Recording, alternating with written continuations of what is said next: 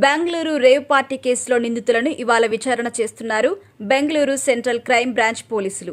Bengaluru rave party కేసులో మొత్తం 103 మంది పాల్గొనగా అందులో 86 మంది డ్రగ్స్ తీసుకున్నట్టుగా టెస్టుల్లో తేలింది. ఇక వీరిలో సినీ నటి హేమతో పాటు 8 మందికి నోటీసులు జారీ చేశారు పోలీసులు. ఇవాళ విచారణకు హాజరు కావాలని ఆదేశించారు. అయితే రేవ్ పార్టీకి తాను హాజరు కాలేను అని చెప్తున్నారు హేమ. పోలీసుల విచారణకు హాజరవుతారా లేదా అనేది సస్పెన్స్గా మారింది. ఈ నేపథ్యంలో మరో విషయం బయటకు వచ్చింది. అదేంటంటే తనకు వైరల్ ఫీవర్ వచ్చిందని, విచారణకు హాజరు కాలేను అని సినీ నటి హేమ బెంగళూరు పోలీసులకు లేఖ రాసినట్టుగా తెలుస్తోంది.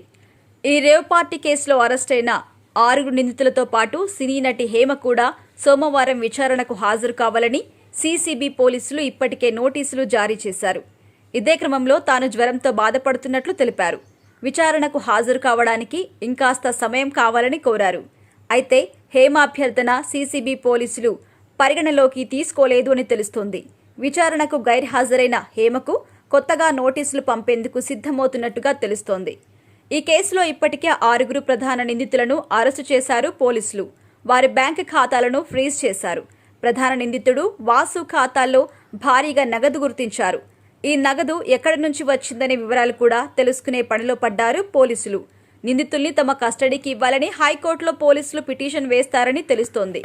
మరోవైపు నటి హేమ సోమవారం ఉదయం సామాజిక మాధ్యమ వేదికగా ఫేస్బుక్ లైవ్లో మాట్లాడారు.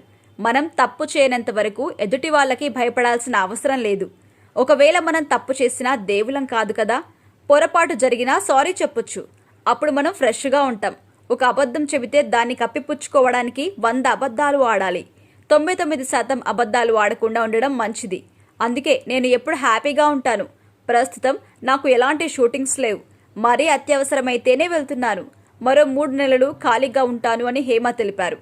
కర్ణాటక రాజధాని బెంగళూరు శివార్లలోని ఒక ఫామ్ హౌస్లో జరుగుతున్న రేవ్ పార్టీలో వారం క్రితం మెరుపుదాడి చేశారు. ఈ పార్టీలో సినీ నటులు, మోడల్స్ కూడా ఉన్నట్టుగా తెలుస్తోంది. ఇక ఈ సోదాలో భారీగా డ్రగ్స్ కూడా స్వాధీనం చేసుకున్నారు.